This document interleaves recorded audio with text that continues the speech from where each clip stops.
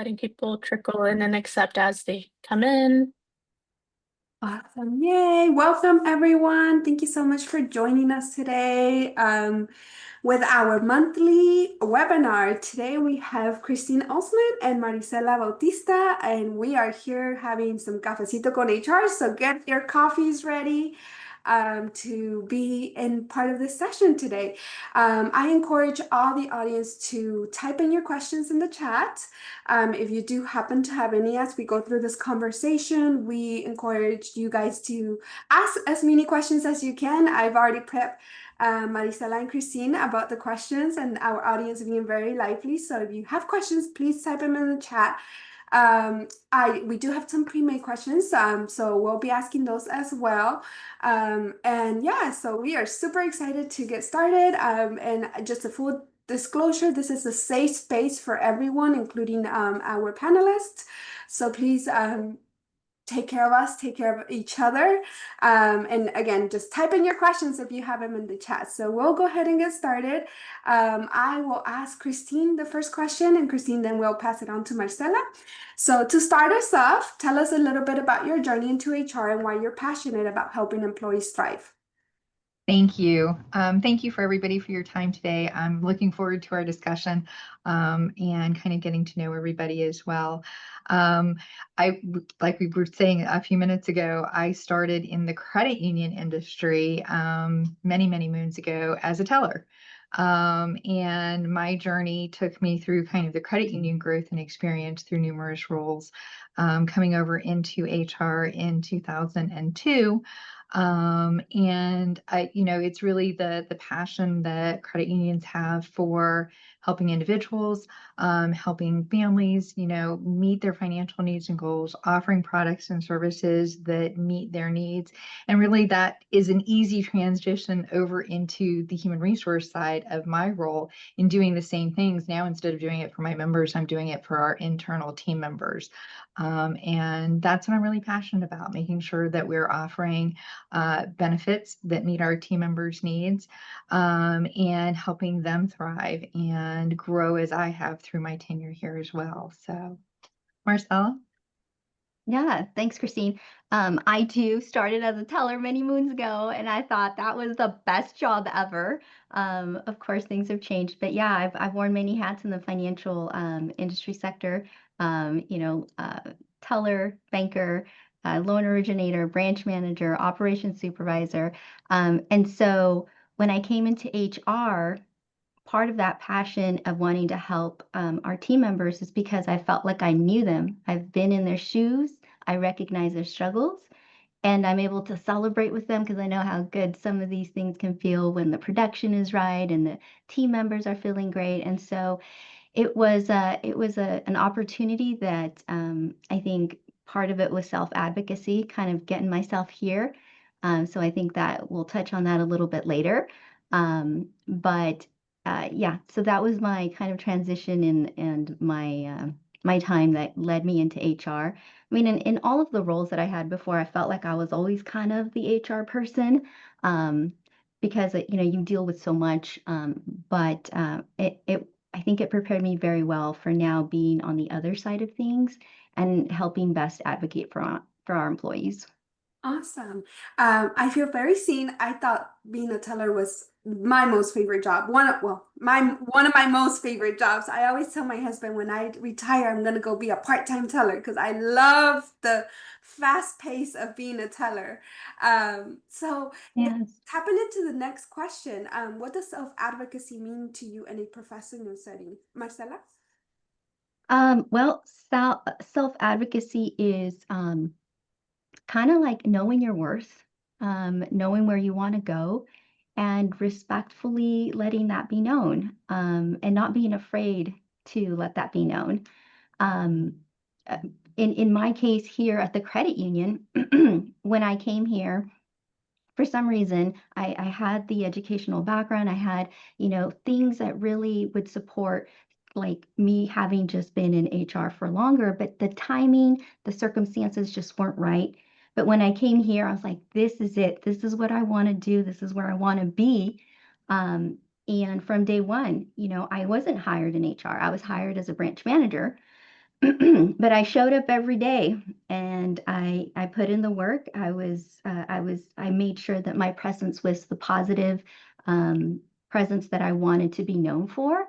And it's not being afraid to speak to those and building rapport with everyone around you. So you kind of, if you are a little shy about doing that, you got to step outside your comfort zone a little, and you will find that people are very accepting and welcoming once you make that little push. But it's really knowing your worth and showing up every day and letting others know. Awesome. What about you, Christine? Christine? What advice do you have there? Very similar. So it's absolutely about knowing your value and communicating it and asking for what you need, right? So just what Marcella said, we have a really kind of robust development plan that we have here at the credit union for our team members that where they are active participants in their growth and development, meeting with their leaders on a monthly basis, where they be what to do, and their leader is there to help them navigate the resources with which to be able to grow. So we kind of have a program formally set in place for that. But if your organization isn't there yet, it is speaking up. It is asking for what you need. It's also about one of the notes when I was thinking about this question that I wrote down was about asking them for receiving feedback, to making sure that after an interaction with a leader, after a presentation, after proposing something, that you are also asking your peers for feedback, right? How did I show up? What worked well? What would you have liked to have gotten more of, or something, so that you can continue to grow? And then also, on the other side of that, being open to feedback when somebody gives that to you, right? And taking that for that growth opportunity for what they're offering it for. So the advocacy piece, though, is it's about that ability to continue to grow and be challenged and feel successful. So yeah. Oh, I love those. So now we're going to navigate some maternity and paternity leave. The first question for that specific section is, what should employees know when preparing to take maternity or paternity leave? Parental leave, sorry. Christine? Really, it's about knowing what are the benefits that your organization offers. It's reaching out to your human resources team, if you have a benefits specialist, reaching out and talking about what applies in this situation, what programs, what leave programs, and then what pay programs apply, right? So leave programs like family medical leave, are you eligible for that? And learn about what does that mean? Do you have short-term disability, right? Learn what is the paperwork necessary to file for that? What are leave programs, right? Other paid programs, paid time off that would come into play with those two things during the time period that you're looking to take off. So it's really about learning what are the benefits that your employer offers. Awesome. What about you, Marcela? Any insights on that question? Yeah, I'd have to echo Christine's response on that. It's really for employees to become familiar and read like their personnel handbooks and make sure that they understand like what steps are outlined there, kind of what guidance is there. And then for every state, it's going to be a little different regarding, what additional pay time off or things like that are available. Like in California, you have baby bonding. And so it's above and beyond the FMLA CFRA time. Oh, CFRA is only in California. I keep thinking, but this is California. But anyway, the takeaway from that is to come in prepared as prepared as you can with the resources that are available to you now. So when you are ready to meet with your HR person, whoever that is, you've already kind of looked at that. You have a basic or essential understanding of what's going on. And so prepare yourself and try to educate yourself as much as you can. I love that. Love that. How early should someone start having these conversations with their manager or HR? Marcela? Well, I think that kind of varies because people are very different in that aspect. And I've had Some share the news as soon as the first trimester because they're so excited and we can congratulate them and everything. I think it's more of a personal preference really, because the rights and the entitlements behind it are always going to be there. But the more time that you can give us and your HR, the better that we're going to be able to make sure that you're going on your leave with very prepared, what to expect, how you're going to get paid, how your benefits are going to continue. So it gives us a time to work with you to make sure that that's one less worry you have to worry about when you're out with your little one. And so just keep that in mind, and your rights are your rights. I mean, if that's the type of leave that you need to have, I certainly I would work with everyone with as much leave as they feel comfortable giving, but certainly more than, I would say, 30 days before the leave is set to start. Oh, that's a great advice. What about you, Christine? Any advice to offer there? Exactly the same. I would say it's really as soon as you are comfortable sharing, right? Yeah. But at least 1 to 2 months before needing the leave. We don't want to create any surprise situations, or if you have questions about something, we can answer them early. So again, like Marcella said, you can plan, and that's one less thing that you have to worry about. Once you have that new addition, you can be enjoying that time with the confidence of knowing what's going to happen. Mhm. Right. Are there any common misunderstandings about maternity leave policies that you would like to clarify, Christine? I think sometimes it's the coordination of the benefits, right? How all of the job protection components, right? Family medical leave or the baby bonding time in California with paid benefits, right? What keeps you in a paid status during those time periods? And I think that's probably the biggest, I don't know, it's a misunderstanding. They're just, they work together, right? Kind of one on top of the other and support one another. And so it's understanding that how those two work together, I think, is the biggest opportunity that we can help with. And that's why having the conversation as early as you're comfortable as doing so is helpful. That makes sense. Marcella, any advice? Yeah, 100% to what Christine was saying. There are so many different types of leaves and integrations that we look at. So it's like from your accrued available sick time, vacation time, and then maybe in your state it could differ, but disability time.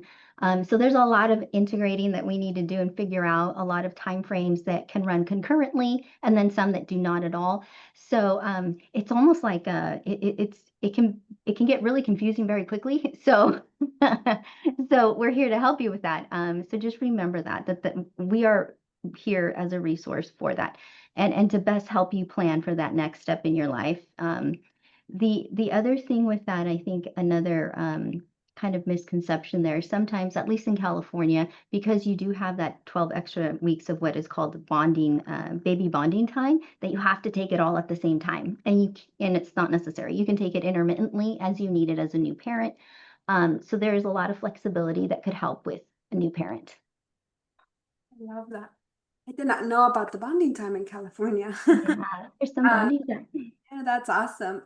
So the next topic is asking for a pay raise. I know that this one is tricky for a lot of us Latinos, especially. I think we are like, we get a good job, we stick to this, right? And like, we don't negotiate as well as other folks. But the first question on that topic is, what's one tip you would give someone who wants to ask for a raise but isn't really sure how to start the conversation? Marcela? Well, that's an interesting question. And I've thought about this one. I don't know that there's a perfect answer for it, but come prepared and ask for some time, some dedicated time. Don't just walk in and say, "Hey, I want to talk about this," but say, "Hey, I'd really like to discuss this with you." Um, and reflect on what your thoughts are, what your accomplishments have looked like, how you've shown up, and why you feel like you where the potential for growth is, and have that conversation be. I think some people think that you need to come in and be like forceful about it, or something to that effect. And the reality is like this: let's just have a conversation like we are today and see where we're at, where we're going. what resources you've used, what resources you need. But just have the confidence to start that initial conversation. I love that. What about you, Christine? 100% echo what Marcella was saying, the ability to set some dedicated time, right? It's nice where we have our individual development sessions kind of dedicated towards the growth, right? For an individual, for professional growth in their role. It's also an opportunity to talk about kind of career pathing. What does that look like, right? And so oftentimes the ask for a raise, right, can be in conjunction with the opportunity to grow in your role, right? Come prepared with what you have accomplished, what added responsibilities you may be taking on in your current role. Advocate for that kind of next step. What is the career growth component piece of it? That comes along with it as well. And exactly what Marcella was saying, the opportunity to set that time so that you have your leader, right, has time set aside so you can have a meaningful conversation as well. And then just come prepared and be ready to kind of receive the feedback, right? The next steps, the growth opportunities, what does that path look like? And like I said, I really value our individual development plans and the time that we set aside for that, for leaders and team members to have those development discussions, right? And part of that is the career growth, and part of that is the pay that goes along with that. So understanding where does that go? Where can you lead it? So from the HR perspective, what makes a really strong case for a pay increase, Christine? I really think it's kind of some of the things that we've talked about right now, what have you grown in the role? What have been accomplishments? What are additional responsibilities? Where do you want to see yourself in an organization to be able to grow as well? So I really think it's kind of some of the things that we've kind of shared already. Yeah. Well, we are a smaller organization. And I guess from my perspective, all of what Christine said and kind of what we've been talking about, their performance, how they're showing up, and also, these employees start to shine and start to surface because we see their engagement and their presence every day. We see that this is the employee that something comes up, we're like, hey, I'll help with that. No problem. I got you there. So we see the dedication that they have, not just for their position, but just to be a helpful employee, but to be a team maker or part of a team worker. And so all of those things, put up all the green flags. We want to see how they show up. We can see that they're doing great. Their manager says they're doing great. But all of that makes a really compelling story for why, either pay increase or just upward mobility. Love that perspective. We do have a question in the audience. Yeah. So oftentimes I have heard things like, it's not in the budget, my hands are tied, I only get this much percentages for raises. What do you guys suggest doing in those cases? Who wants to take the question? Go for it, Christine. Okay. Yeah. I was going to say, in that case, and oftentimes, right, there is a budget, right? We all operate to that to some extent. Don't let that be what limits you in continuing to ask for growth or change in your role. It may mean in your current role and today, right? Not possible, but what are other opportunities in the organization that you can grow to when they become open, be promoted into, right? That also has that pay change that goes along with that growth is what I would say, to seek out those opportunities. If it comes to a time when, it may not be in the budget at the moment to make additional adjustments outside of regular, like annual merit increase time or something else like that, how else can you grow? So there are other ways to grow with your employer. It's a good question. That's a great question. And I echo what Christine was saying. There are times when, we're going to have budget constraints but again, kind of what she was echoing, don't let that deter you or discourage you from continuing to seek other growth opportunities, and not just in the organization, but yourself. How are you preparing yourself? Don't let that derail your thoughts and goals. Just keep, moving along and continue to seek those opportunities. They will come. You might not think at that right time, but they will come if you keep pursuing them and keep doing the right things. Mm. Another question from the audience is, what time frame is appropriate to allow for a decision to be made for a requested pay increase? Marcela, I feel like you're...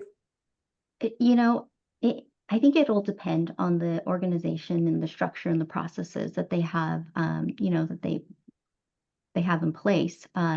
In our organization, it's a very quick turnaround. We have the luxury of having a smaller workforce, and like I know every single employee by name, and I probably know their spouses. That's just how small we are.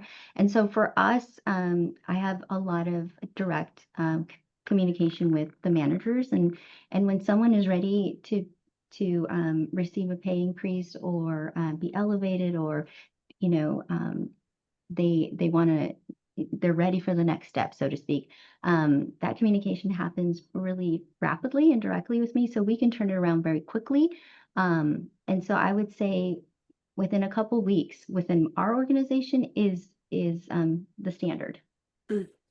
And Christine, I know Chartway is a larger organization from your perspective, which I love that we got two different sizes here so that we can pick both of you guys' brains. So what do you advice do you have there?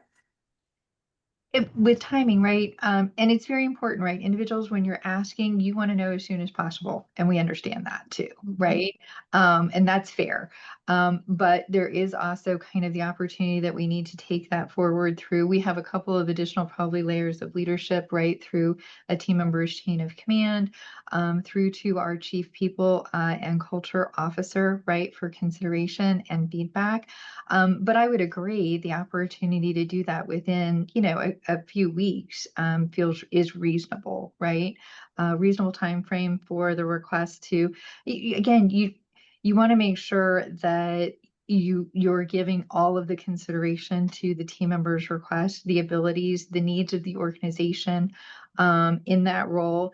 Look across the organization. Are there other opportunities that you might talk with that person about for that growth piece? I think I saw somebody said they had to move kind of outside of their area, right, in order to keep growing. And moving outside of kind of your focus area really strengthens and builds your skill set, right? And your knowledge base, so that when you come back into maybe your desired area of the organization, you bring that knowledge and experience from another area into it. And that only strengthens the relationships that you have, your ability to see when things happen in the organization, how they might have effects with others right across the hallway, across the aisle from you and stuff, and make an impact that way too. So we want to give it an opportunity to have those, that time for an organization to make a meaningful decision, one that's thoughtful and considerate. So I would say a few weeks too. Oh, I love that. So another question here in the audience is like, I'm not sure if this applies, but I figure I'd give it a shot. In terms of being part of a wonderful small-sized credit union, how long do you give yourself before looking to seek other growth opportunities outside of your current credit union? Not due to salary, but simply due to opportunities for advancement. It's a struggle of truly loving where you work, but also wanting to achieve higher goals. Oh, that one's a really good question, Laila. I'll give you guys a minute to think, and then whoever wants to go first. I know, I'm looking at the question over here. That it is, and I want to give a thoughtful response. So give me a second, Darla. Yes. Christine?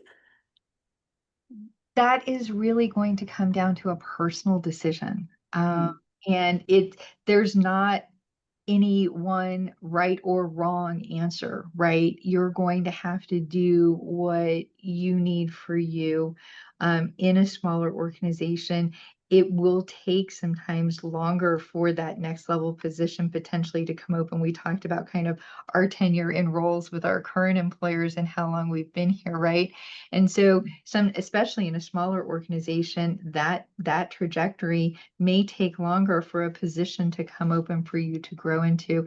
And really, I think it comes down to a personal decision on when you're ready for growth, if that's not with your current employer, and it's okay, because sometimes it isn't, that's when those opportunities exist to look elsewhere, hopefully within the same industry.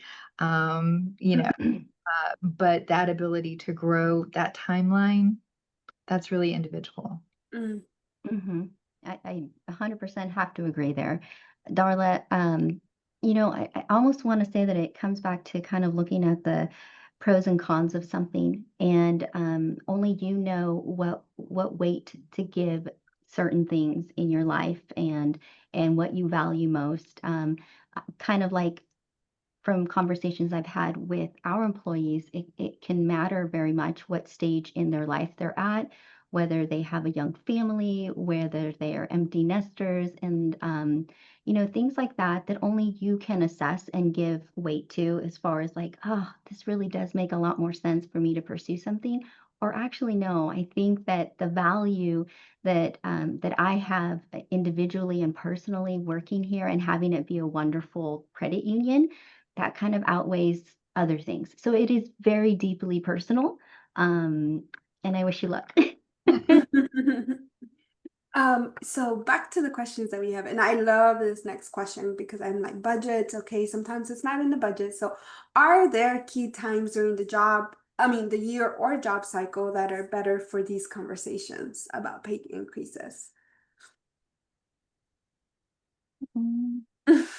I, I guess in our organization, again, and I'm speaking on a smaller organizational size, but we have a structure where each position has what we call core comps, and so the position obviously has a salary range associated with it, but the core comps outline, it's like a roadmap. So if you accomplish everything in the first core competency, then that's the pay that you get. But if you're doing and accomplishing the tasks and responsibilities laid out in the first, second, and third tiers, then you go to your manager, you have those conversations. Again, you make time to, let them know where you're at, make sure they know where you're at and what your goals are. So I don't know that there's a better time from a timing perspective because of the way that our salary administration is. But again, I think it's just always having those conversations and not shying away from them. Love that. Christine? I would agree, right? It's having those advocacy conversations, right? Talking with your leader, talking about the growth that you've had, obviously leading up to. So we have similarly, right? We have pay grades, pay bands for positions, and ours is a pay for performance philosophy, right? So it is based on the performance in the role and the individual as well. And so having those conversations with your leader on a monthly basis, like we do, really kind of showcasing and highlighting all of the things that you're achieving, the ways that you're growing. And as you're getting closer, as we get closer to we have an annual merit cycle. For team members, I would encourage team members to be having those proactive conversations with their leaders leading up to that time period. Yeah. I love that. So we are going to move on to flexibility, something that came probably after COVID and more folks are requesting it. Maybe some credit unions are back to, working fully in the office. So the first question around that is, how can an employee professionally ask for more flexibility in their schedule or work location if that is not already allowed? Marcela? Yeah, I was thinking about that one, and I guess the approach that I would take, and I think the approach that is probably a good one to have in general, is to approach it collaboratively with a mindset that how can we maintain productivity and balance maybe other personal responsibilities as well? Because it can be done. I'm always looking for the win-win. I know sometimes it's not there, but I feel like if you have a genuine conversation and explain to them that you've really looked into this, the considerations that you've thought about as an employee, the not just about yourself, but about how it may affect the team. Share all of that information, and I think that that will obviously lead to the bigger conversation, and hopefully one that is mutually beneficial, because that's what we're hoping to establish. Christine? Agreed. I've been thinking about this. I was thinking about kind of our philosophy, right? So it is understanding your organization's philosophy regarding hybrid remote work, right? As well as the role that you're in. Does the capacity for the role that you are in lend itself to that potential as well? Not all roles do, right? But a lot do. But also understanding and marrying that with what is your organization's philosophy on it. So I agree with Marcella, right, when she said it's kind of the win-win. How is that a beneficial opportunity for you for growth and development, for achieving the responsibilities in your role? And how does it benefit the organization, right? So having those two things together, that's what will make it a successful conversation, is bringing that balance. It's meeting in the middle for that win, right? Yeah. And taking that conversation forward that way. Like Christine was saying, though, unfortunately, not every position lends itself to that. And that's just the reality of what it is. And so we have to, it is kind of like a case by case basis. So, one employee's request won't look like another's, and it has to be looked at like that, right? Because we all do so many different things and bring so many different values to the table.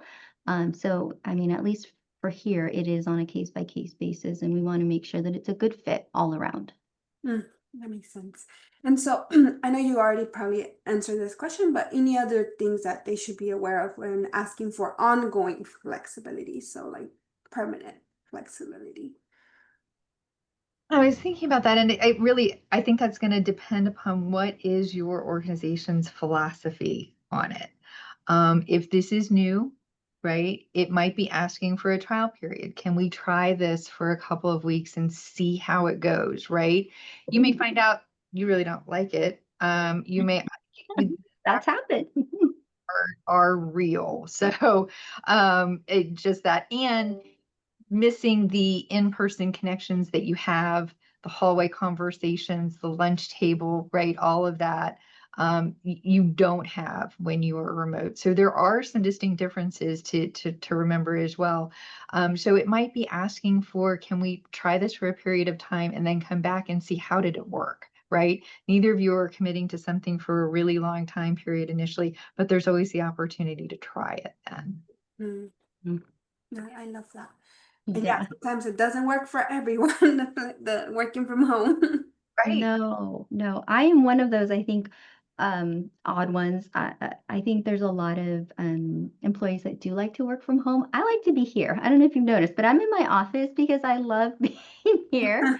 And that's just my preference. This is where this is my happy space. I get to open my door. I get to see employees and be here for them when they need me too. So that's important for me. But that's preference as well.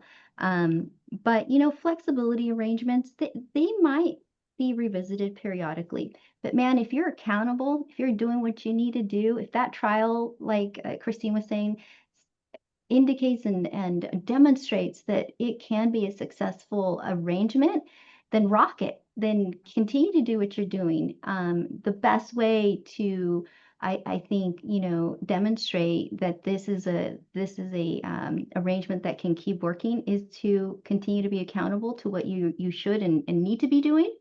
And then, I think really all of the other concerns you kind of put to bed with that. Yes, I love that. So tapping into the mental health in the workplace, we know that this is a tricky one. Sometimes folks are not very open about their struggles mentally. So the first question is, how can an employee approach HR if they're struggling but fear stigma or job consequences? Christy?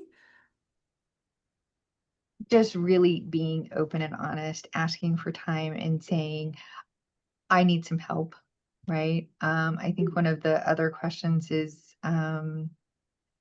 what do you wish employees, I think it's later, what do you wish employees would know about coming and talking with HR? And mine is always, I want our team members to know that they can come and talk with us or their leaders sooner than later, right? Sooner than their performance starts to be impacted, right?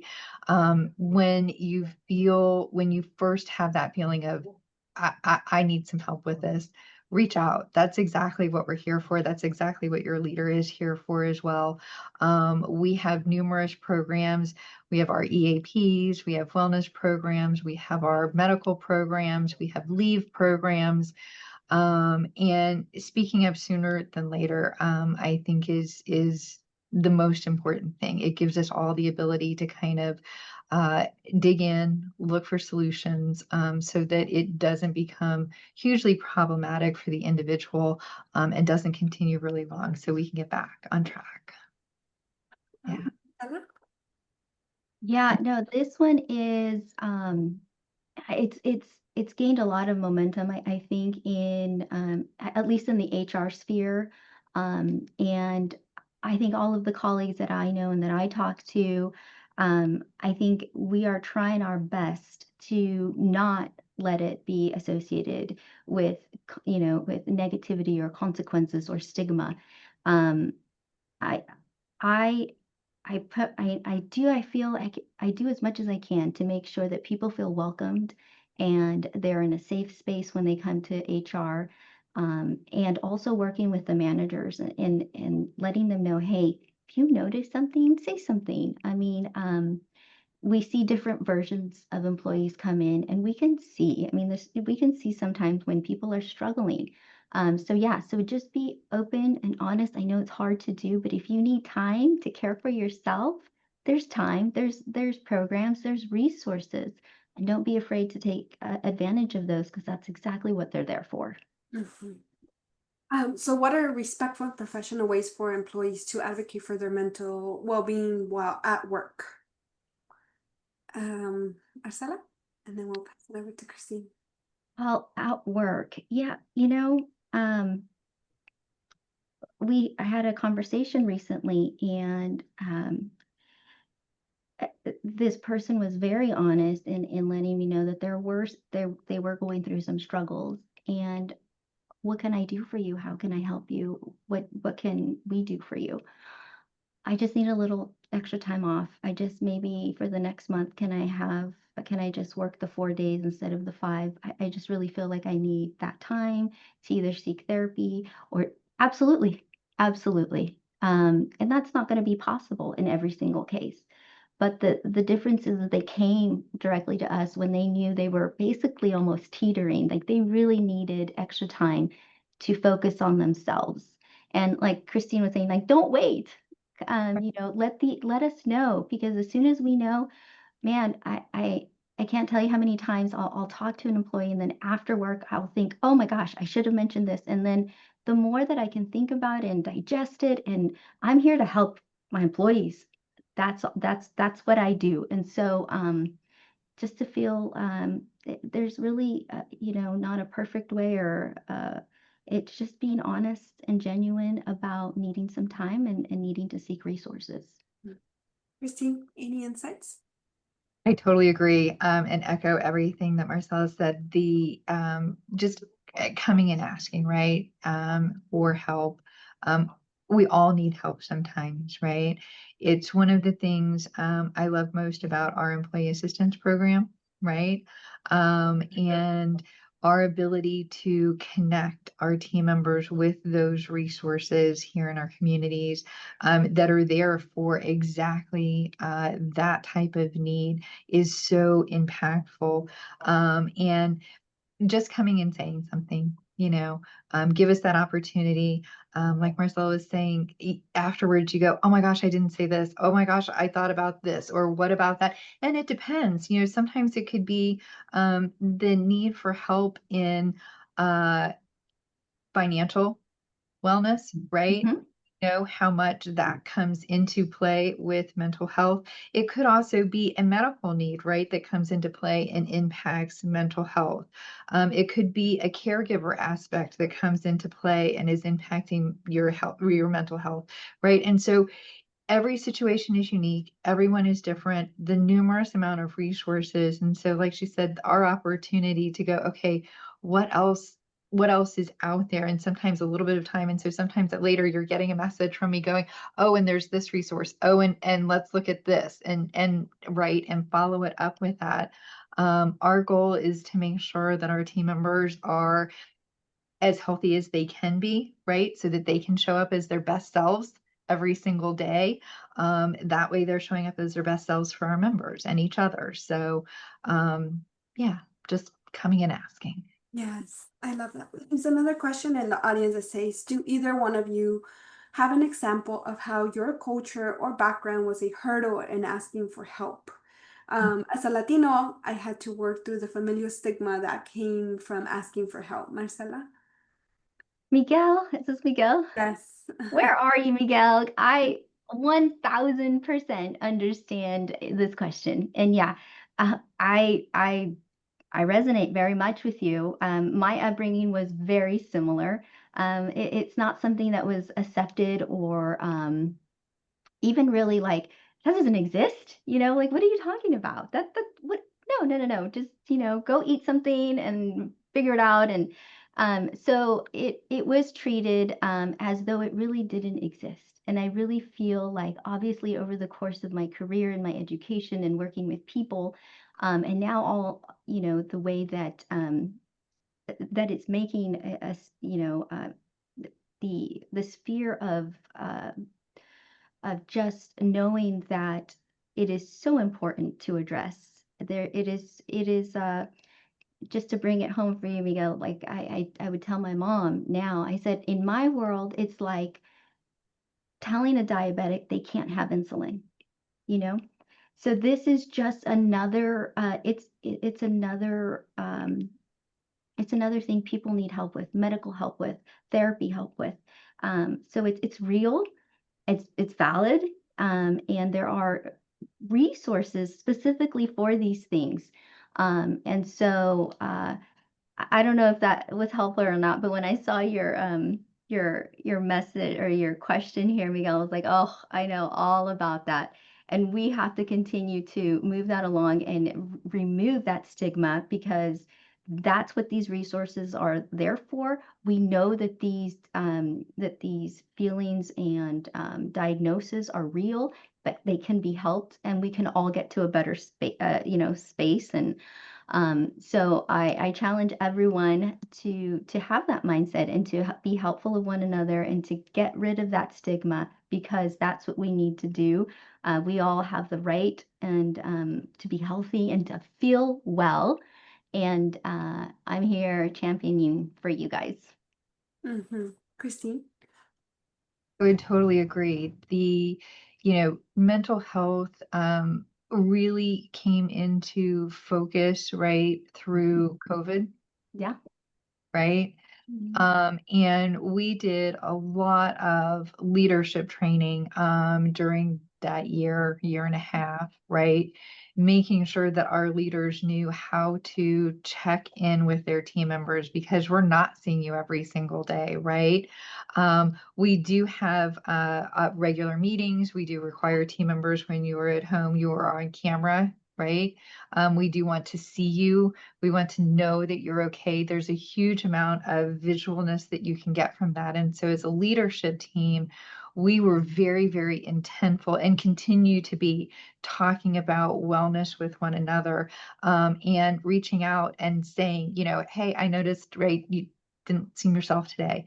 How can I help? Right? Even just as a peer, as an HR leader, right?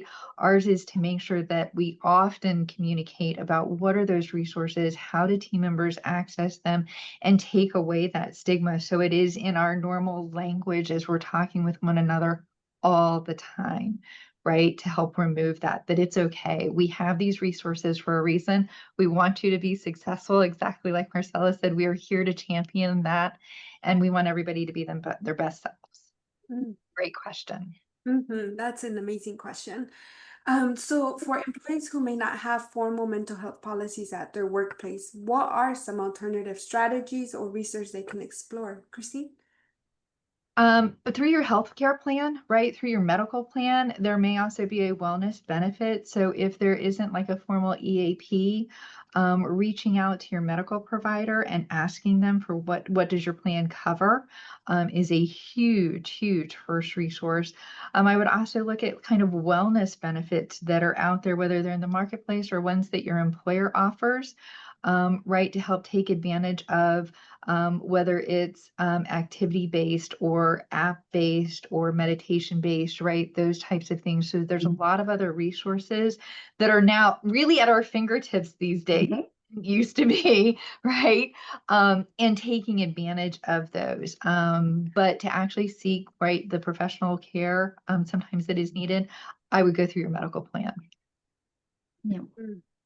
Marcela? I echo again what Christine was saying. When we go through our open enrollment analysis of plans, that is one of the things that I think that I'm so grateful that the executives and our board really think is important that our medical plan have. So it's almost like a deal breaker. Like our plan has to have behavioral health benefits. Like that's just so necessary in today's world that we will not entertain something that doesn't have it. And so we have really robust behavioral health benefits in our medical plan, purposefully because we know how important those are. But secondly, we have the EAP thing, the EAP availability as well. So I make sure that I post all of that on our intranet. Here's the EAP. Here's our specialized like behavioral health benefits. And it's always, I hope, and I want to keep it out in front so people always know that it's available, and how to access the resource, and encourage them to use it when they need to. But if we didn't have those resources, I think that at least our county and our city, they also have a lot of really good resources that aren't associated with, our credit union, that are just out there because everyone knows that there's people struggling everywhere. And so from a community-based perspective, there also we have links and we have contacts to county resources, to city resources as well, that have that help with behavioral health, or even like in times of crisis. That makes sense. There's a question in the chat that states, in collaborative environments like the credit union industry, where many people contribute to a project, idea, or innovation, how do you encourage healthy self-advocacy, especially when navigating conflict, disagreements, or the risk of individual contributions being overlooked or claimed by others? Marcela, and then we can take it over to Christine. Well, hold on. Let me take a look at this question. It's layered, right? Like there's layers to this question. In collaborative environments, people.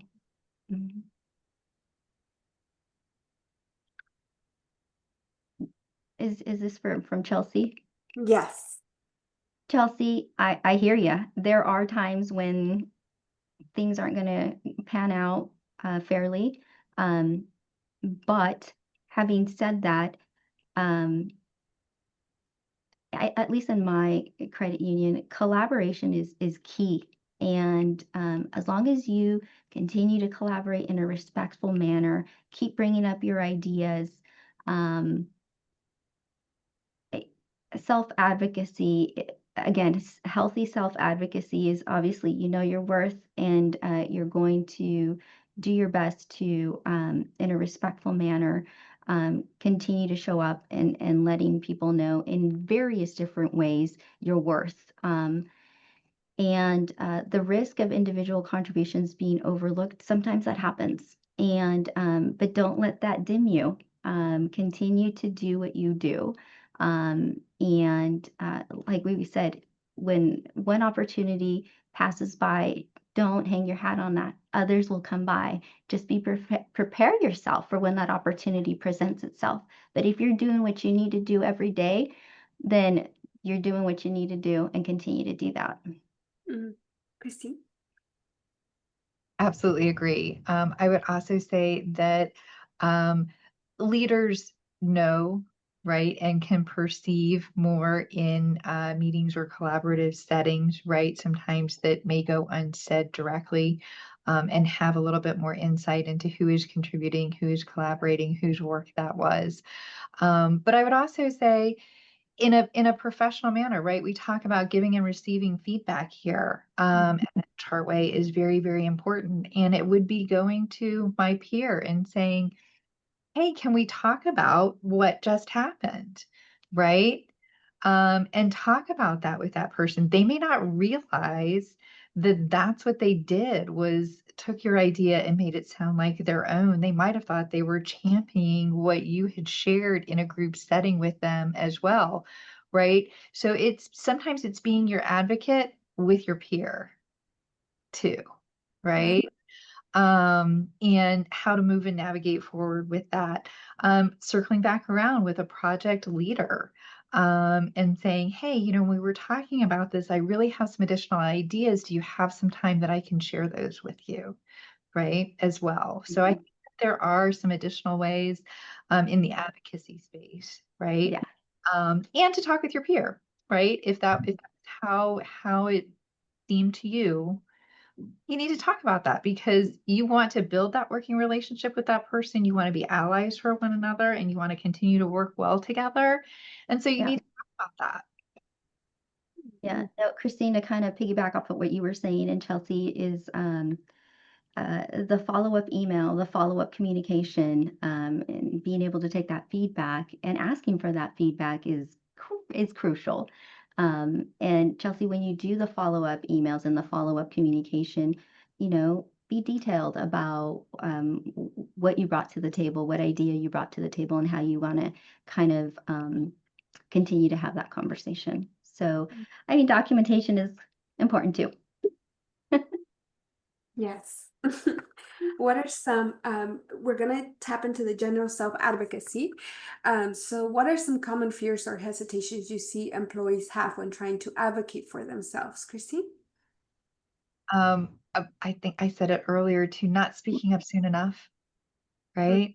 And letting something it kind of wear on you and then ultimately affect performance that is not the brand that you want to bring, right? So making sure that you are speaking up in the moment when things happen or in the near term, right? When it's appropriate, so that there isn't something that lingers, so that you can continue to be your best self at work and show up as who you want your brand to be known as. So, yeah, I think speaking up before it impacts your performance. Marcela? So I think maybe some people think that in order to be successful in self-advocating for themselves, they might come across as demanding or I don't know, something that's you're negatively associating with it because you are, but it's all about framing the approach, the tone, the thoughtfulness behind how you're doing that. And so just keep that in mind that all of that matters. And personally, I don't think it's wrong to self-advocate for yourself, but learn to do it in a way that's professional, respectful, and continue to do it. It's not a once and done thing either. Continue to revisit that and do so in a way that really makes you shine. I love that. So moving on to the next question. How can employees keep the relationship with HR open and communicative throughout their career? Marcela? I have an open door policy, and I really do believe in the open door policy with me and our HR team here. If you just want to stop in, say hi, how's it going, share an idea, how's your morning? All of those little steps build rapport. Oh yeah, that was Susie. Oh, Susie comes in all the time and says hi. I would hope, and I hope that it you shouldn't be fearful of going to HR. First of all, we're here to help you. We're here for you. And so we're not just here when conflict arises. We're also here to coach and give you guidance and hopefully be, that resource that helps you get to where you want to go. Because we want you to be successful, and we want you to be happy. And Mm, so, really, just remember that that's our role for you. Chrissy?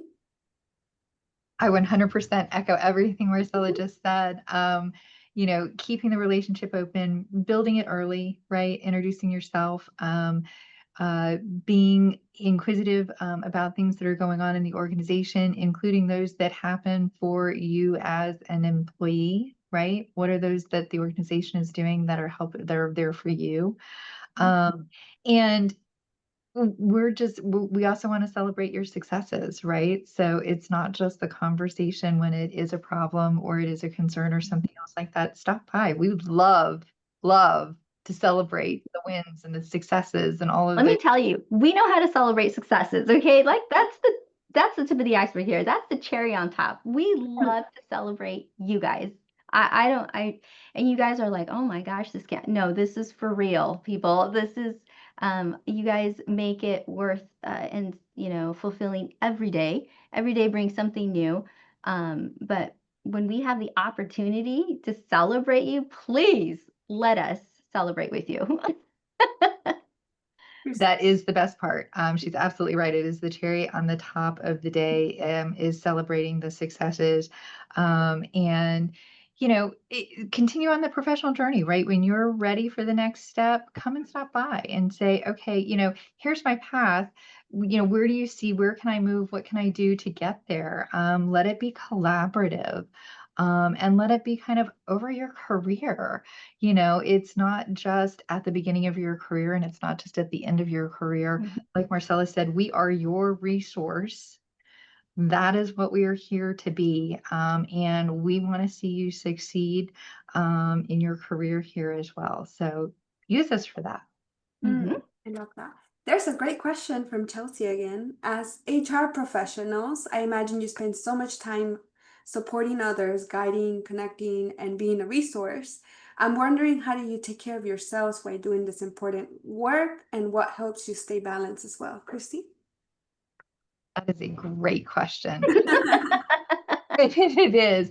And I talk about, how do you fill your cup? I say that all the time, as a leader, and as an individual, and how I show up, and it not just here professionally, but how do you do this at home, right? How do I fill my cup? So internally here at the credit union, we have an intranet.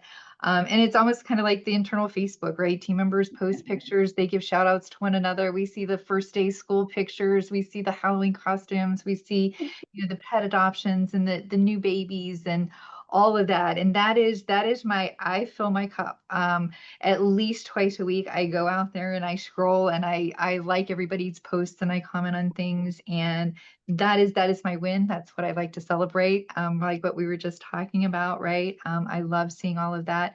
And that balances, right? When we have a need, when we do have a crisis, when we do need to dig deep for somebody and fix and solve something. So it's keeping those two things for me, my balance. It's a great question. Marcella? Chelsea, these questions. They're great questions. But I guess the way I balance is, it helps that I love what I do. But after the day is over, I have a busy household. I have kids in different things. And so I'm mindful to be present with my family when it's family time, and I'm mindful to be at work when it's work time. And there's a boundary there, but there's a healthy one, because I also know that something happens, someone's going to call me, I'm going to be there for them. But for the most part, when I go home, it really is family time. And I think that comes back to our culture here at the credit union, is to have a really healthy work-life balance. Starting from the CEO, she's like, no, work-life balance matters. We give and we take, but when we are away from work, we are away from work, and we want to relax and we want to go back to our, our things that bring us joy in whether it's hiking or dancing or being with our families or cooking, to have that be special and a special time that you're really truly present there for. Mm. Yeah, that Chelsea, I love your questions. Thank you for being here with us today too.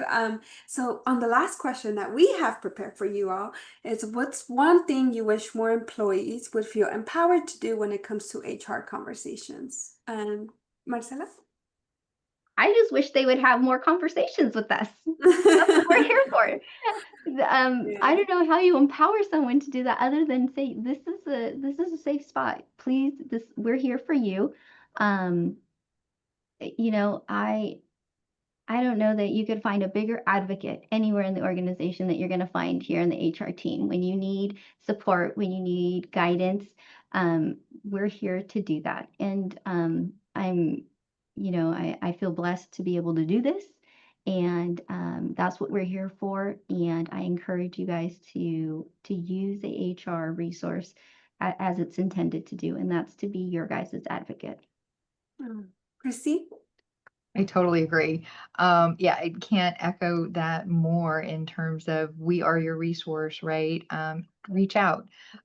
Reach out in small steps. If it seems like it's big or scary or something, just reach out and say hi, start the conversation even in a small way, and then lean in, and keep it going.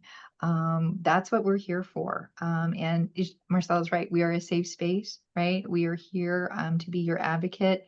We are here to make the most of your time when you're here at work. Be enjoyable, be successful, be challenging, right? So that you can grow professionally as well. So lean into us. Use us. That's what we're here for. I love that. I love that. Well, with that concludes today's webinar. Christine, Marcela, thank you so much for your insights and sharing your time and volunteering for this hour to empower our community of Latino credit union professionals. To my audience, thank you for not letting us down. Thank you for all the questions. I am so excited to see how interactive these webinars are. We'll see you again in a month. And Christine and Marcela, if you guys could just stay back for a little debrief, that would be amazing to the audience. Thanks, everybody. Bye. Thank you. Have a great day.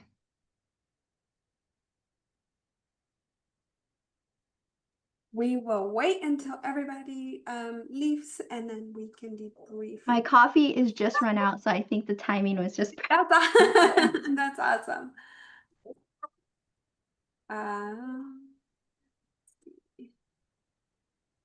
Two more folks on the line.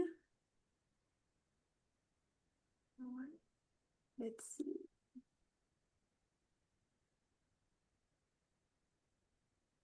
She might have forgotten to.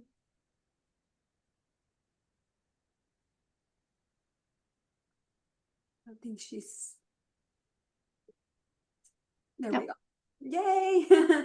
So thank you so much, ladies, for participating in this webinar. This debrief session is just kind of like open a safe space to give me feedback so that we can continue improving the webinars for our community. Just, picking your brain, making sure you guys feel safe to tell us like what we can do better, what we did well, etc. And my little dog is barking. So I loved it. yes. I loved it. It was a great conversation. Marcella, I don't know for you, right? For kind of the first time doing this, it was very comfortable. Okay. Easy conversation. And I love the participation from your group. So yeah, the questions really able to kind of personalize it to things that were of interest to them too. And so it was an easy conversation. I loved it. I know. Yeah. Well, and it helps that I think on a lot of the topics, Christine, you and I were like on the same page. I'm like, how did we plan this? Because it felt good. It felt and it completely authentic. And so that's what we were wanting. Yes. I love the organic conversations. I feel like even though we prepped the questions, it feels very flowy. So that was awesome. Yes. I think so too. Yeah.